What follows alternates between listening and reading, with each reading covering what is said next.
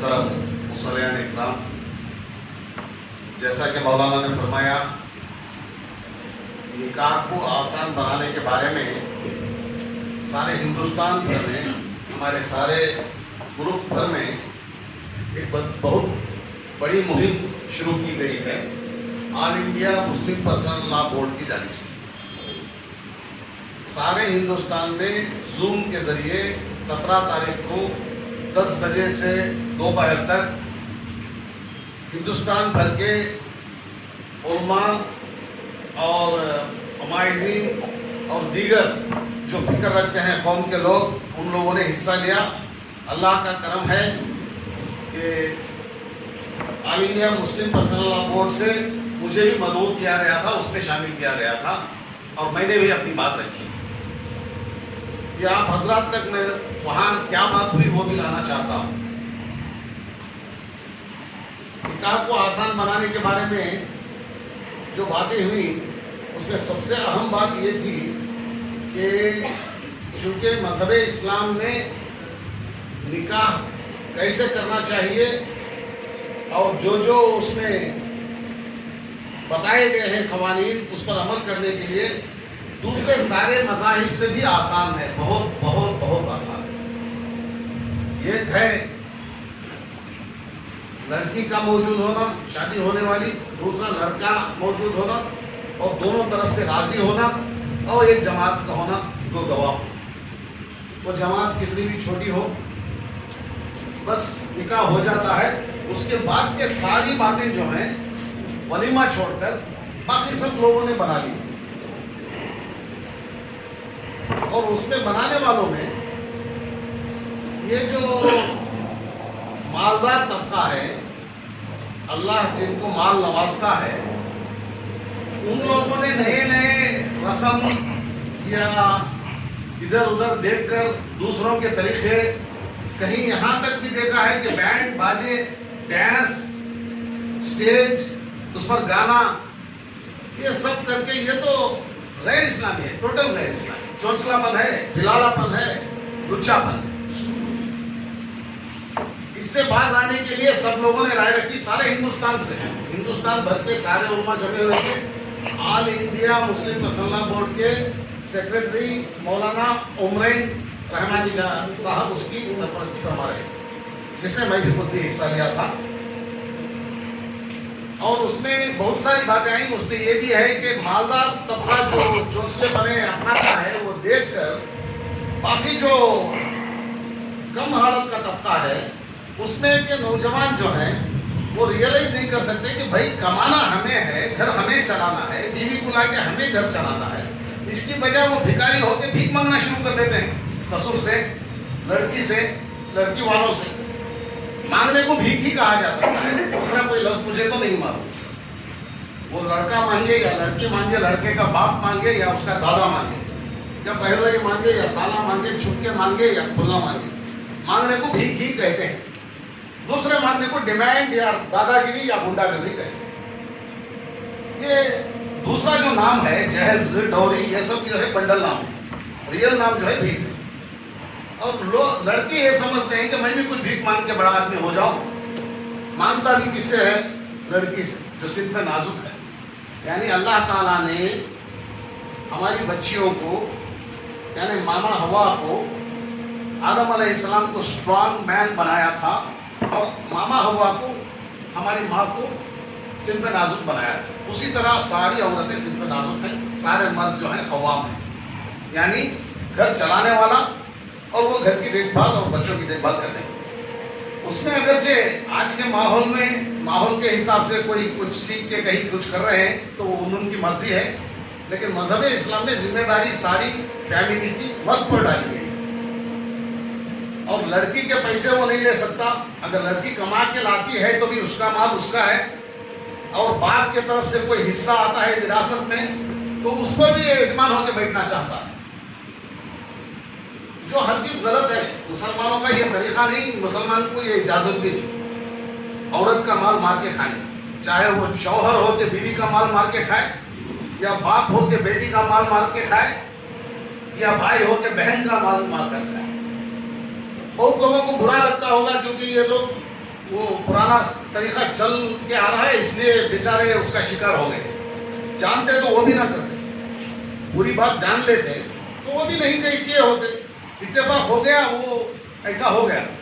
इसमें सबसे ज्यादा जो रोल अदा कर रहे हैं मुसलमानों में निकाह को तकलीफ पे डालने का, ये मालदार तबका ज्यादा ये रोल अदा कर रहा है। ये बात आई थी। इसमें मालदार तबके में जो हलाल तरीके से कमाते हैं, अल्लाह का करम है, उनके काम भी थोड़े मजहब के हिसाब से और बेहतरीन तरीके से होते हैं। और जो लोग तोल मोल में फर्क करके, धोखे का धंधा करके, झूठ का धंधा करके, वादा खिलाफी करके, इसके सर की टोपी उसे, उसकी सर की टोपी इसे बिना के, लोगों का पैसा लेके जेब में रख लेके महीने महीने सालाना दे दूं बोल के दे नहीं दे के, दूसरे लोगों का पैसा मार के खा के जो चलाते हैं, वो जो बड़े आदमी हो गए हैं, या इलेक्शन में हिस्सा लेके मांडोली बोल के इनसे पैसा मांगे उनसे पैसा मांगे, मैं इलेक्शन में खड़गा तो देखो मैं वोटा ले जाता तो मैं चले जाती, मुझे इतने पैसे दो पीछे हट जाता हूँ, वो पैसा लेके हलाल समझते हैं। वो सब हराम है। ये सारी कमाइयाँ हराम है। हलाल तरीका ये है या मेहनत से आए, या तिजारत से आए, या तोहफे से आए, या जिरात से आए, जहां अल्लाह फरमाता है कि तुम दाना जमीन में डालते हो, उगाने वाला मैं हूं, एक का 70 देता हूं, एक का 700 देता हूं। पता नहीं कोई सिर्फ 1 लाख रुपए की फसल डालता है, 50 लाख निकाल लेते हैं। ये सब हलाल है। बाकी जो इसकी टोपी, इसकी मूसा की टोपी ईसा पर, ईसा की टोपी मूसा पर बिठा के जो कमाते हैं, और लारियां लोड लेके आके वो वे ब्रिज में लाके गलत तोल बता के वो कमाते हैं, या गुजरी का माल वॉचमैन को रिश्वत दे के वो उठा लेके भाग जा रहे हैं, तोल के 15 केजी बता रहे हैं, वो 10 केजी आ रहा है, ये कर रहे हैं। चाहे वो छोटे से छोटा फ्रूट वेंडर हो या बड़े से बड़ा व्यापारी, बहुत सारी जगह हम मसाजिद के जिम्मेदार भी बन के बैठ गए। चोरी का पैसा, चोरी का धंधा, झूठ का धंधा, हराम का धंधा, मालदार बन गए। और वो मालदारी में मसाजिद के जिम्मेदार बन जाने से ये समझते हैं कि मस्जिद बना दिया या मदरसे को दे दिया तो मैं भी बड़ा हाजी साहब बन गया। और अल-हाज या हाजी साहब नहीं लगाएंगे तो गुस्सा आ जाता है। वो हज करते ही हैं, उनको आने वाले कवर में अल-हाज या हाजी साहब लगाने के लिए। ये सारी बातें शैतानियत है। इस्लाम में इसकी कोई वजह ही नहीं है। हज तो करता है आदमी, हज फर्ज है इसलिए करता है। यहाँ कवर पे अल-हाज कीजिए नहीं लिखे सो, हाजी कीजिए नहीं लिखे सो, मेरा नाम क्या शैतानियत है? क्या शैतानियत? कहाँ से आ गए ये हाजी, कहाँ से आ गए ये अल-हाज? इस तरह जो मालदार बने हैं, इनकी वजह से सारी शादियों में तकलीफ आ रही है। और गरीब बच्चे जो जानते नहीं, नौजवान, वो समझते हैं कि मैं भी कहता भी बन जाए तो मुझे ज्यादा देता तो मैं भी बड़ा आदमी हो जाता। इसकी वजह से मुसलमानों में बहुत तकलीफ हो रही। कल एक जगह में बैठा हुआ था, वहां एक वाकया पेश आया। मेरे दोस्त हैं जिनका नाम है खेवाराम जी, पंचरत्न ज्वेलर्स के ओनर हैं। इन्फेंट्री रोड में करोड़ों में धंधा करते हैं। ग्राम्स में जेवर का धंधा भी करते हैं, केजी में बिस्किट्स का भी धंधा करते हैं। लीगल धंधा, बहुत बड़ा धंधा है गोल्ड का। गोल्ड बिजनेसमैन के पास में कल शाम से बैठा था, मेरे दोस्त हैं। उनका ज्यादा धंधा मुसलमानों के साथ है। वो हमेशा बताया करते थे कि मुसलमानों में लेन देन करने वाले जरा बराबर कहते हैं बहुत कम हुई शफी भाई, धोखेबाज ज्यादा है, ये वो बताते थे बार बार। मैं बोलता था ये आपके पास ऐसे आ गए होंगे, अल्लाह का फजल है। दूसरी कौमों में जितने धोखेबाज हैं उतने ही हमारी कौम में भी रहते हैं। उसमें जितने हैं वो अच्छे हैं और ज्यादा हैं अच्छे मेरी नजर में। शायद आपके पास ऐसे आ गए हों, ये मेरा कहना है, क्योंकि मेरा मुशाहिदा भी यही है। अल्लाह का फजल है, आज भी बेहतर अच्छे आदमी ठीक हैं। यहाँ तक के जो हलाल नहीं उसको देना चाहे नहीं खाता, ऐसे बहुत सारे। ये मेरा नहीं, ये मेरे नवे पैसे, उसे 1000 रुपये वो कर्ज मांगते रहता है आदमी, ऊपर से 10,000 रुपये ये ले ले, बात तेरे नहीं देते, तो ये 10,000 मेरे नहीं साहब, मुझे 1000 रुपये दो बस मेरे, मैं देता हूँ। ये 10,000 मेरे नवे करके बोलने वाले नहीं है। अगर अल्लाह करे ऐसे लोग ज्यादा हो जाए और मजहब को जानने वाले, उस पर चलने वाले ज्यादा हो। तो वो खेवाराम जी बता रहे थे कि चंद दिन पहले एक औरत आई दुबई से, मुसलमान औरत, बेंगलुरु या चिकबल्लापुर में उनका एक माल एक मुसलमान के साथ धंधा था बहुत ज्यादा। 1987 में 1987 में उनके साथ बहुत धंधा चलता था एक मुसलमान शख्स का। 1,90,000 रुपये वो खर्च बाकी थे और चंद मजबूरियां या उनके व्यापार में ऊंच नीच होने की वजह से कोई लतीफ साहब नामी शख्स चिकबल्लापुर के मेरे दोस्त खेवाराम जी से कहा कि मैं अब 1,90,000 आपके देने मुश्किल है, मेरे पास पैसे नहीं है, जेवर भी मैं जो लिया था वो इधर उधर डाल दिया है बच्चों को, लिहाजा मेरी जमीन है 13 एकड़ मनी लो। 1987 के 1991 में बोले ये जमीन मेरी ले लो 13 एकड़। उस वक्त 13 एकड़ भी 2 लाख 3 लाख का हिस्सा। तो मेरे दोस्त खेवाराम जी बता रहे थे, मैं उनको पूछा नहीं, डिमांड नहीं किया, तो वहां के बार बोलते थे मैं पैसे नहीं दे सकता, जल्दी ले लो मेरे, चुपके बाद में मुश्किल होता है, मेरा खर्च नहीं रहना मेरे सिर पे, मेरी जमीन ले लो बोलते थे। ये लेता हूं देखेंगे करके बोल के इनको इंटरेस्ट नहीं था जमीन लेने। तो 1991 में लतीफ साहब का इंतकाल हो गया। अब ये खेवाराम जी क्या करें, लतीफ साहब छोड़ के दूसरे मालूम नहीं, उनके बीवी बेवा है, बीवी को क्या जिम्मेदारी है, लिहाजा वो ये थोड़े दिन सोच के छोड़ के राइट ऑफ कर दिया, छोड़ दी हिसाब, उनकी चिट्ठी भी फाड़ के फेंक दी। अब वो कहाँ है कौन है नहीं मालूम। तकरीबन 30 साल हो गए। 20-25 दिन पहले खेवाराम जी पंचरत्न ज्वेलर्स के पास एक औरत आती है दुबई से, तकरीबन 40-50 साल की मुसलमान औरत। वो कहती है कि क्या आपको याद है एक लतीफ साहब चिकबल्लापुर के आपको 1,90,000 देने के थे? तो उन्होंने कहा बहुत मुश्किल से, नहीं वो बहुत पुराना किस्सा है, वो हो गया, वो गुजर गए। उनकी बेटी की मैं बेटी हूं, मैं दुबई में रह रही हूं, मेरी माँ भी दुबई में है। मेरे नाना मैं बहुत छोटी बच्ची के वक्त यहाँ लाए थे, इसलिए मुझे आपका एड्रेस मालूम था और वो बताए थे कि 1,90,000 देने का था और वो इंतकाल हो गए। और मुझे आज अल्लाह ने सहूलत किया है, वो आपके पैसे लौटाने आई हूँ, दूसरा कोई काम बेंगलुरु में मुझे नहीं है, इसीलिए टिकट करके दुबई से मैं आपके पैसे लौटाने आई। 30 साल के बाद नाना की नवासी जिसको पता नहीं वो आई। तो मेरे दोस्त खेवाराम जी ने कहा कि मैं आपको जानता नहीं, मैं आपके पास से पैसे ले नहीं सकता। वो भी मैं जानता था, मेरे पास धंधा करते थे, वो मैं राइट ऑफ कर दिया। अभी आपको जानता ही नहीं, मैं लूंगा तो मैं किसके पैसे बोल के लूं? उनके पैसे लेके मैं कैसा समझूं? मैं कैसा समझूं आप उनके नवासी हैं? तो उन्होंने बोला नहीं नहीं, ये दिए तक हम तसल्ली से नहीं रह सकते, ये देना ही पड़ेगा, आपको लेना ही पड़ेगा। बड़ी मुश्किल से बहुत समझाने के बाद वो मान लिए। तो वो औरत ने क्या किया मालूम? आप हिसाब डालो, आपके हिसाब से, आप मारवाड़ी हैं, आप जैसा भी हिसाब डालना है डालिए, आपके हिसाब से आज 1,90,000 के कितने मुझे देने हैं बताइए।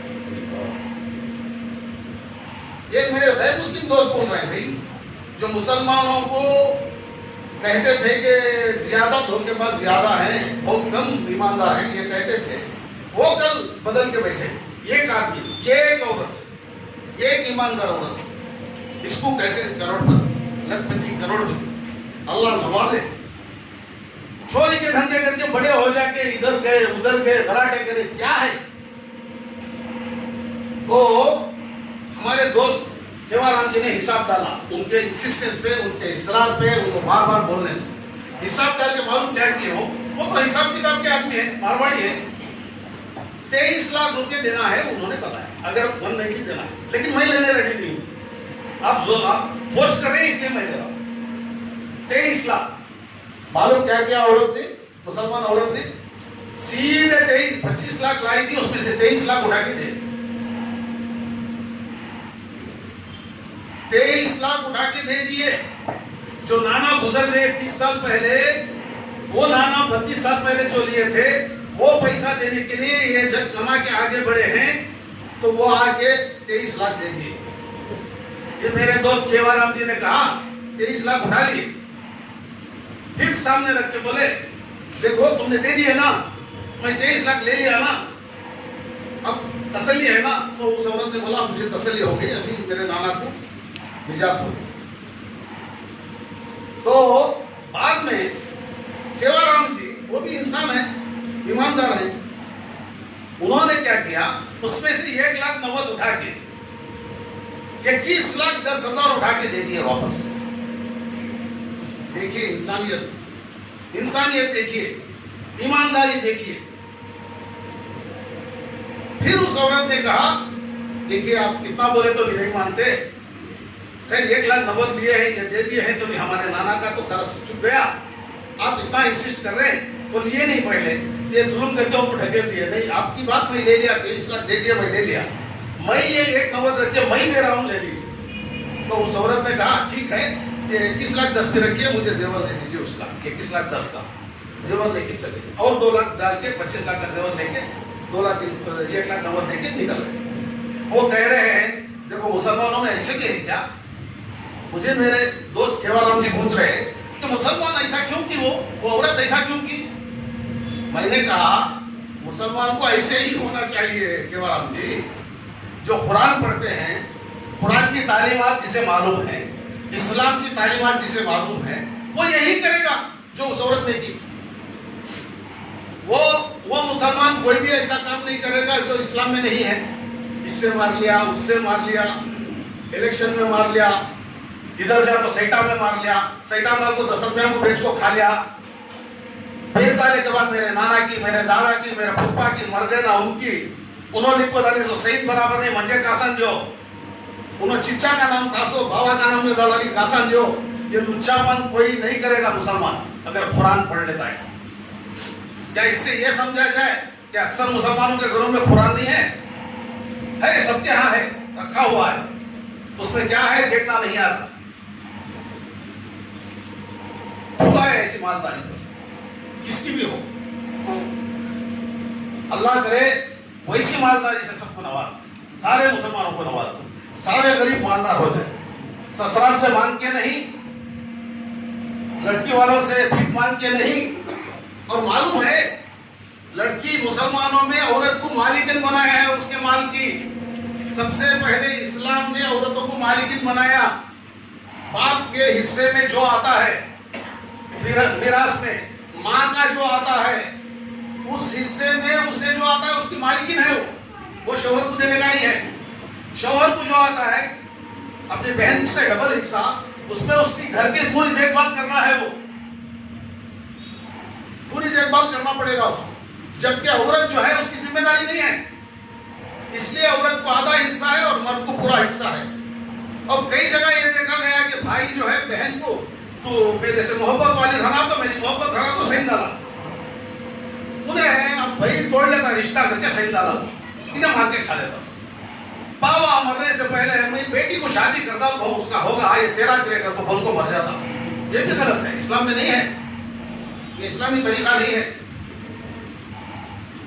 और इन्हें ये जो वो जो पता या तो इसका बाबा बोलता सो हमें क्या भी मनते नहीं भाई, क्या भी मनते नहीं करके करले को जाना, करने के बाद ऐसा किली फिराना, ऐसा सताना, तब उन्हें खुद जाकर कहता कि दे डालो भिखारी नहीं मुझे मार डालती है तो दे डालता। ये सारी शैतानियत है, इस्लामी तरीका नहीं है। सबसे पहले हलाल कमाना शुरू करें, इंशाअल्लाह अल्लाह खूब नवाजेगा भाई। जो हराम से नवाज मिल जाता है वो उससे डबल मिलेगा हलाल से। हलाल का कमाइए, हलाल से खूब आगे बढ़िए। एक मिसाल कल जो हमारे केवाराम जी वज्रधन ज्वेलर्स के दिए, मुझे उस वक्त आंसू आ गए उनके मुंह से सुन के। वो मुसलमानों की बहुत तारीफ कर रहे थे, एक औरत थे वो ऐसे आई, लेकिन वो कई को ऐसा गरीसों करके पूछ रहे मुझे। अल्लाह करे ये अखलाक हमारे मुसलमानों में ज्यादा से ज्यादा हो, और अल्लाह करे कुरान और हदीस की बातें समझ में आए, और अल्लाह करे जुम्मा के बयान जो सारी मस्जिदों में होती हैं उसे आदमी पहले बयान से पहले आना शुरू करे, और अल्लाह करे उलमा हजरात जो है प्रैक्टिकली जो लाइफ में प्रैक्टिस में लाना है वो बातें लोगों तक पहुंचाएं। ताकि लोग जो हैं, लोगों में असल इस्लाम की तब्दीली आए। मेरी बात मैं खत्म करता हूँ। बहुत बहुत शुक्रिया। मौलाना से इजाजत मांगा था कुछ देर मुझे बात करने के लिए, इसके लिए मैं मौलाना को शुक्रिया अदा करता हूँ।